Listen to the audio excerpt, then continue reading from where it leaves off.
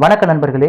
விஜய் செய்த மாதிரி ஸ்டாலின் அவர்களும் செஞ்சிருந்தா இன்னைக்கு ஸ்டாலின் அவர்களுக்கு எம்எல்ஏ பதவி கிடைச்சிருக்கும். பாவம், அவர் இப்போ எம்எல்ஏ கூட இல்லை, சட்டசபைக்கு உள்ளே போக முடியாது அப்படிங்கிற மாதிரி சூழ்நிலைக்கு வந்துட்டாரு. இது பார்க்கறதுக்கு பரிதாபமாக இருக்குன்னு சொல்லி விஜய் ஒரு சாணக்கியன் என்பதை நிரூபித்து விட்டார். இத்தனை வருஷம், அதாவது 75 ஆண்டு காலம் கட்சி அப்படின்னு சொல்கிறாங்க. டிஎம்கே கட்சி பழமையான கட்சின்னு சொல்கிறாங்க. அந்த கட்சியில் முதலமைச்சராக இருந்த ஸ்டாலினுக்கு இந்த ராஜதந்திரம் தெரியலையா? ஏன் அவர் ஒரு தொகுதியில் இல்லை 2 தொகுதியில் போட்டி போட்டால் என்ன? விஜய் இப்போ 2 தொகுதியில் போட்டி போட்டு 2லையுமே வின் பண்ணியிருக்காரு. ஸ்டாலின் அவர்கள் குளத்தூரில் மட்டும் போட்டி போட்டார், அதில் தோந்துட்டார்.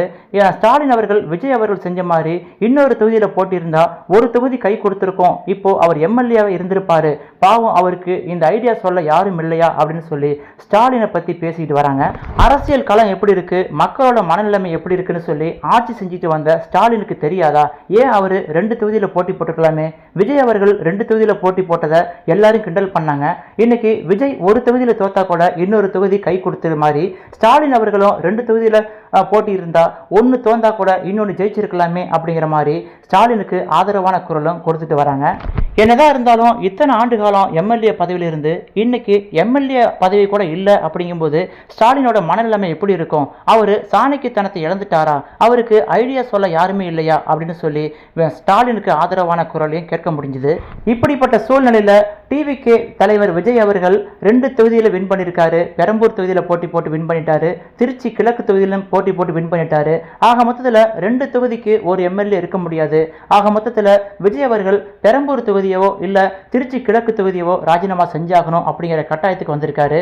ஏற்கனவே 108 எம்எல்ஏக்கள் கையில் வச்சிருக்கிற விஜய் அவர்களுக்கு இன்னும் 10 எம்எல்ஏ தேவைப்படுது ஆட்சி அமைக்கிறதுக்கு. இந்த சூழ்நிலையில் ஒரு தொகுதியில் ராஜினாமா பண்ணால் 108ங்கிற நம்பர் 107 ஆகும்.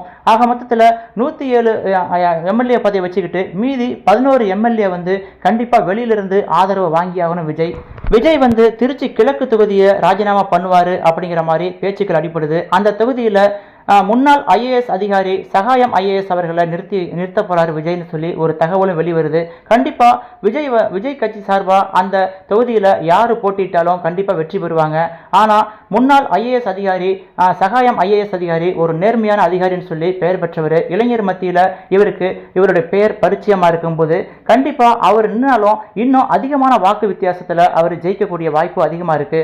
ஆக மொத்தத்தில் இந்த இடைத்தேர்தல், அதாவது விஜய் திருச்சி கிழக்கு ராஜினாமா பண்ணிட்டு அது தனக்கு பதிலாக தன்னுடைய கட்சி வேட்பாளரையோ இல்லை சோசியல் மீடியாவில் பரவுற மாதிரி ஐஏஎஸ் அதிகாரி சகாயம் ஐஏஎஸ் அவர்களை நிறுத்த வச்சிருந்தாலோ கண்டிப்பாக அவர் வின் பண்ணுவார்.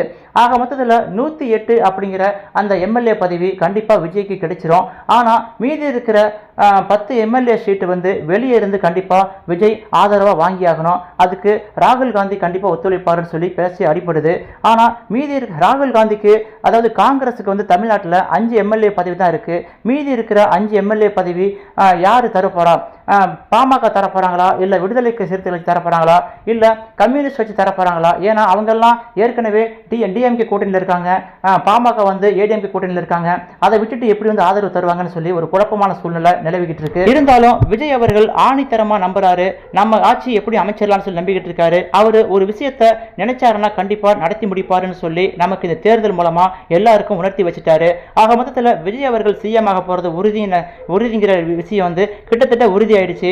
இன்னும் 2-3 நாள்ல கண்டிப்பா மெஜாரிட்டி நிரூபிச்சு விஜய் அவர்கள் சிஎம் ஆகிறதுக்கான வாய்ப்பு 100% இருக்குன்னு சொல்லி அரசியல் பார்வையாளர்கள் நம்புறாங்க. அரசியல் களம் எப்போது வேண்டாலும் மாறலாம். அதாவது இன்றைய எதிரி நாளைக்கு நண்பன் அப்படிங்கிற மாதிரி விஜய் அவர்கள் அதிமுக கூட கூட்டணி வைக்கிறதுக்கான வாய்ப்பும் அதிகமா இருக்குன்னு சொல்லப்படுது. வெயிட் பண்ணி பார்க்கலாம் அரசியல் களம் எப்படி இருக்குன்னு சொல்லி.